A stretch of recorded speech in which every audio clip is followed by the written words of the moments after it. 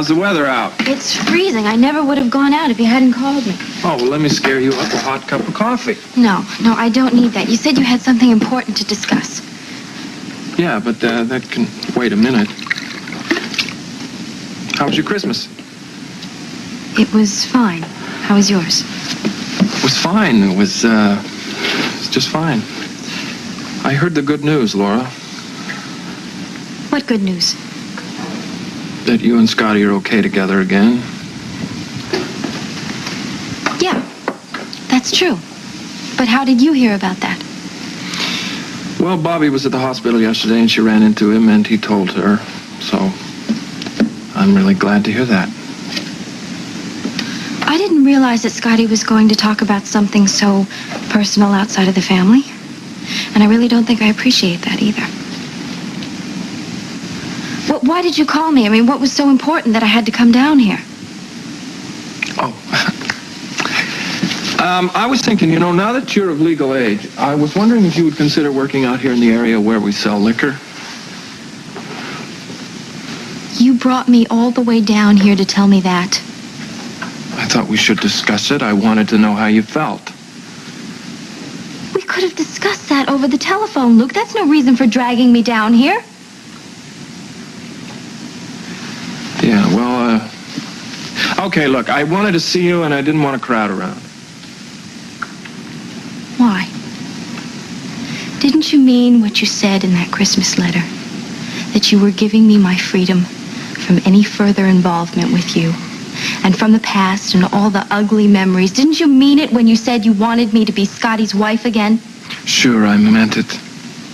But, Laura, it's one thing to write your feelings down in a letter. It's another thing when you're faced with the fact that you and your husband are back together again and everything is okay. I'm just not prepared for that. Luke, I don't know what you're talking about. I don't either. Look, let's forget it. No, we can't just forget it.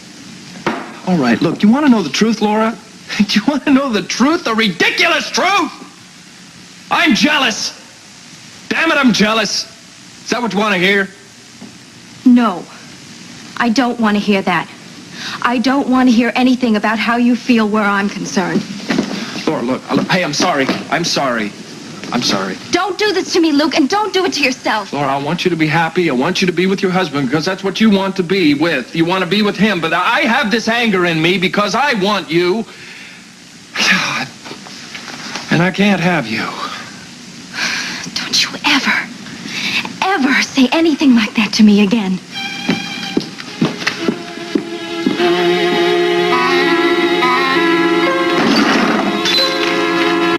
Very, very proud of this clinic of yours, Lesley. Oh, well, thank you, Alan, but I prefer to think of it as the People's Clinic. Listen, you're responsible for its existence and all the good work that's being done here, so don't sell yourself short. It's strange. My office is on the same floor as this clinic of yours, and I can't remember the last time that I was here. Well, you certainly took a good look around today. And I enjoyed every second of it. It's a fantastic operation. Alan, tell me something. Why did you come here for an x-ray instead of going to the main hospital? I wanted to talk to you. I want to talk to you about something that's been troubling me lately. Something personal? Well, it's something personal to me, of course, but I guess you'd have to classify it more as professional. I'm having neurological workup done on this hand to see whether the nerves have regenerated well enough for me to go back into surgery. But if they haven't, I was wondering, look, sitting behind a desk raising funds for this hospital is very rewarding in many ways. But unfortunately, it doesn't rank very high on my list as a profession. I need to function as a doctor again, whether it be in surgery or in some other place. And if it can't be in surgery, I was wondering what you think of the idea of me coming to work with you here in the clinic. Well, goodness. That's... Let's talk about it. Okay.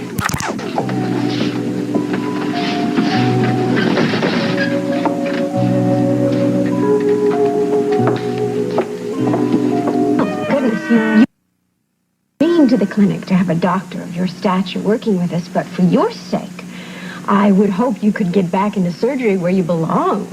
I hope so, too, but that being the case, Lesley, I've never revealed to anybody except you and Steve just how much I've missed medicine, how much I need it. Yes, I'm sure it was your whole life. Of course, very much the same way that it's Rick's life. I can't imagine him going through what you had to. It's a rough thing to handle. Yes, but you did it with grace, Alan. You're really a remarkable man. You know how the saying goes, what can't be helped must be endured. Yes, well, sometimes things are just too painful to be endured. True, but the main thing is that you don't run away. Yeah, I suppose. I was tempted. Believe me, I was tempted myself. As long as I was going to be strapped to a desk, I at least should be strapped to one that was away from any painful memories. But medicine is my life, and doing paperwork even around a hospital was better than cutting it out entirely. But not anymore, because now I feel that I must function again as a doctor full-time or not, surgery or something else. It was Steve who planted the idea in my head again that I must try and get back into medicine. Yes, I know he was very impressed with the way you assisted Rip during the blizzard. Lord knows how I kept my mind on anything, I tell you. Knowing that Monica was giving birth out of the house. But thanks to you, Lesley Weber, I have a wife who is alive and a son. You saved their lives. And who knows? If I can't go back into surgery, you may be saving my life by allowing me to come and work with you here at the clinic. Well, let's just hope that you get to work back where you belong. I hope so. But look, I would appreciate it if you didn't say anything to Monica, because if things, if they don't work out, I don't want her to get her hopes up. Oh, yes, of course, I understand. Come in. Oh, Hi. hello. Are you busy? No, we're just talking. Oh, That's all right. I'm just on my way out, Audrey. all right. Well, thanks for stopping by. I'll talk to you later. Mm-hmm. Bye-bye. Bye-bye. Laura, please don't go. Look, I was way out of line. I should have never put that kind of move on you. I'm sorry. You frighten me. It'll never happen again. Please believe me. I can't keep working here if you're going to act like that. I know. And I know I won't act like that again. I'm just having a very hard time dealing with the fact that you're back together with your husband again. Luke, don't talk like that. Whatever happens between my husband and me is none of your business. You're right. You're absolutely right. Absolutely. I know that it makes you uncomfortable, but I really have to say something to you. And please, Laura, listen.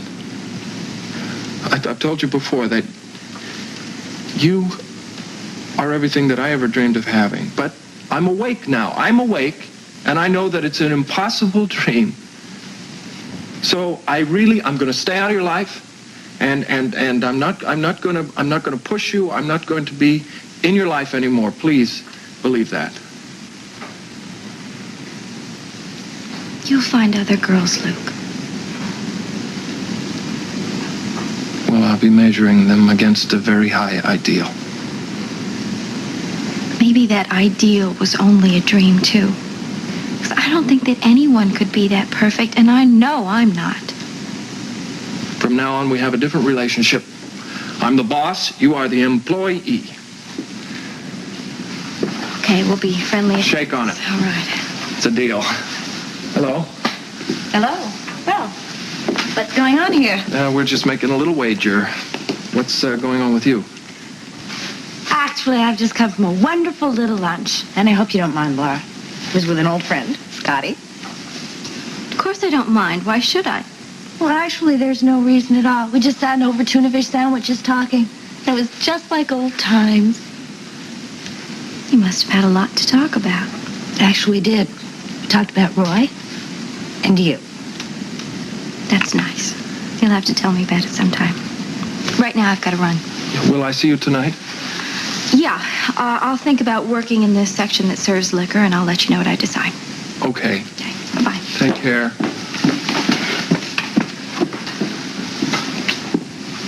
You have to come on so strong about your little tuna fish sandwich lunch with her?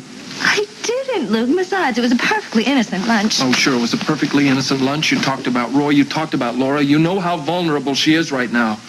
Why do you keep bringing up the past? Well, because, Luke, some of the past is very dear to me. I can't help remembering that Scotty and I had a pretty good thing going for a while. Bobbie, you forget Scotty Baldwin. I don't know what's going on in your mind, but whatever it is, you forget it. Why? Because poor, sweet, dear little Laura might be hurt? Well, that's just too bad. If Laura's not woman enough to hold on to her man, Scotty will find one who is. Maybe not me, but someone.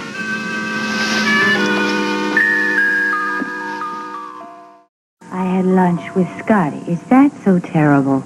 Considering what the two of you have been to each other in the past, and she knows about it, and considering she and her old man are trying to get their stuff together, yes, I think it's a pretty rotten thing you did. Well, I'm not going to sit here and listen to you tell me who I can have lunch with. You're going to listen, and you're going to remember. You are trying to lay a guilt trip on me, Luke, but it is not going to stick. I am not responsible for undermining that marriage. You have been the prime mover in that bit of work. That's over, and that is done. So is what I had with Scotty. We are friends, and that's all. Great. You see that you keep it that way. Why is it that every single thing that comes out of your mouth these days sounds like a threat? Have you stopped for 1 minute to think of how miserable Scotty has been since this rape? He needs a friend, Luke. He needs somebody who understands him. And you're the only one who understands little Prince Baldwin, is that it? I didn't go to him. He came to me. He talked, and I listened. And while we happen to be on the subject of Scotty and Laura, there are a few other things that have been on my mind. What? I'm not sure you're ready to hear it. Oh, come on. You don't care if I'm ready to hear this or not. You're going to tell me, aren't you? Right. Because I'm getting sick and tired of the little act you two have been putting on. Especially Laura with her story of how she was taken against her will. I told you what happened. No. You told me a story that fitted with Laura's story. It doesn't make any sense at all. You've got another version? I have ideas. Spit them out. I don't know exactly what happened. But I don't believe for 1 minute that you forced her to dance with you, and that you threw her down on the floor here, and that you raped her. Go on. So you just better come up with a much better story than the one you and Laura have been peddling, Luke. Because you're not making it with me. No way.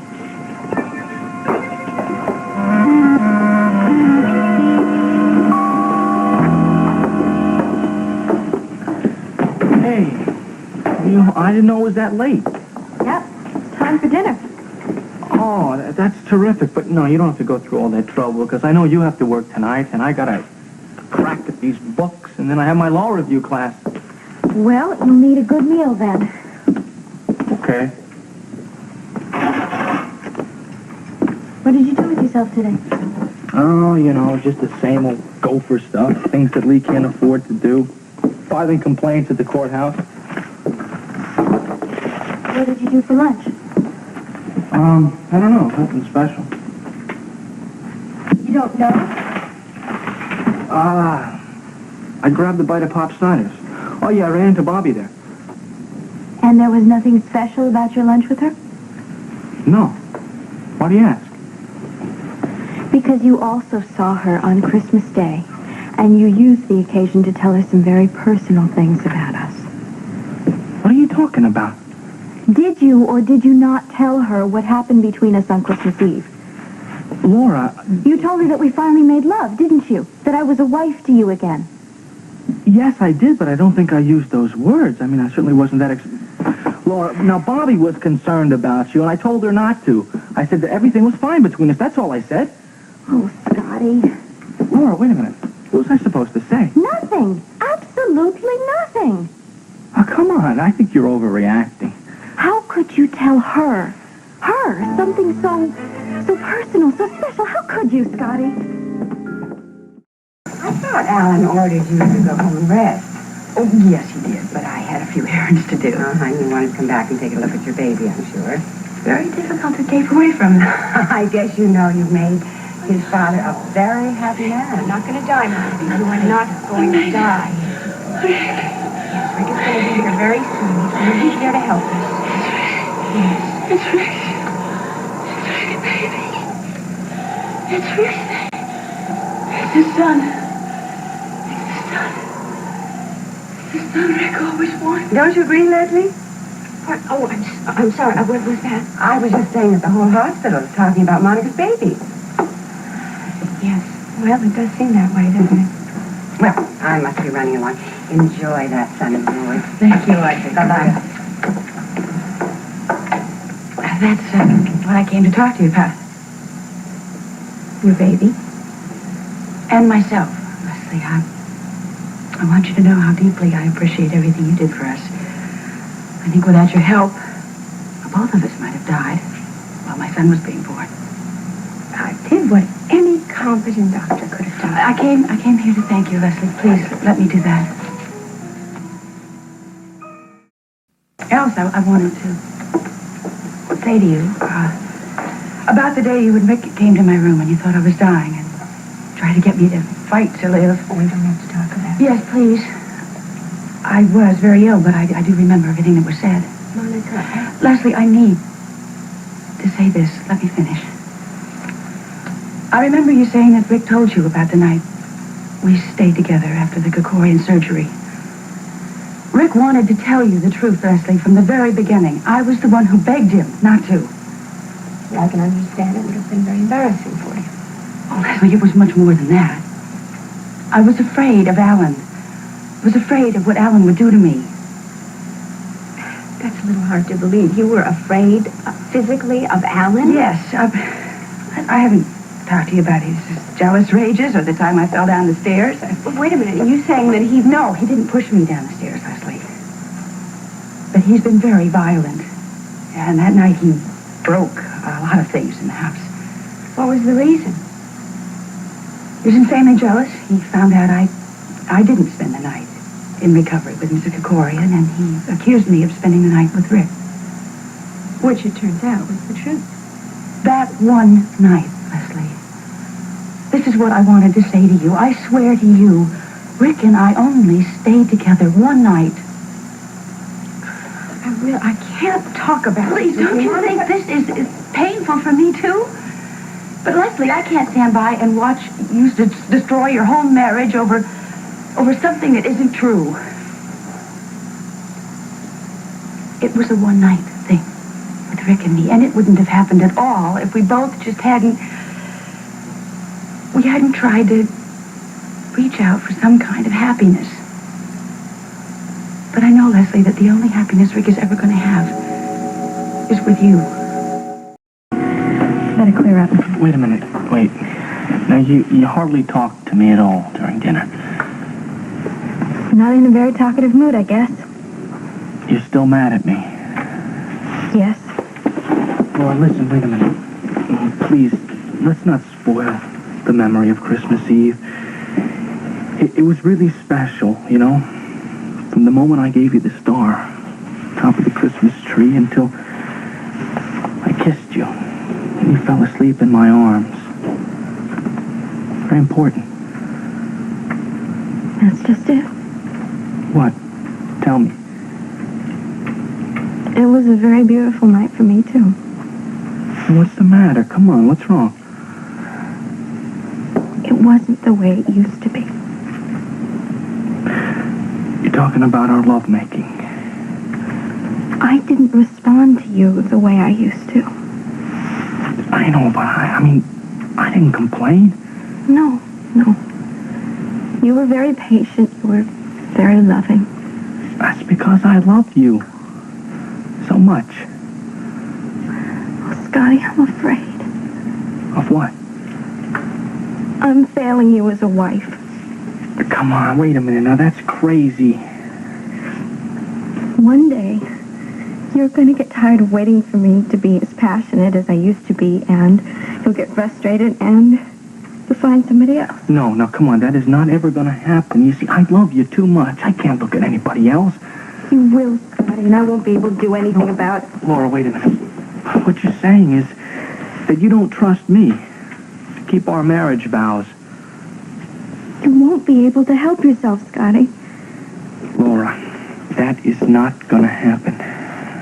Now listen, you have got to have a little trust too. you've got to believe in me, the way I believe in you.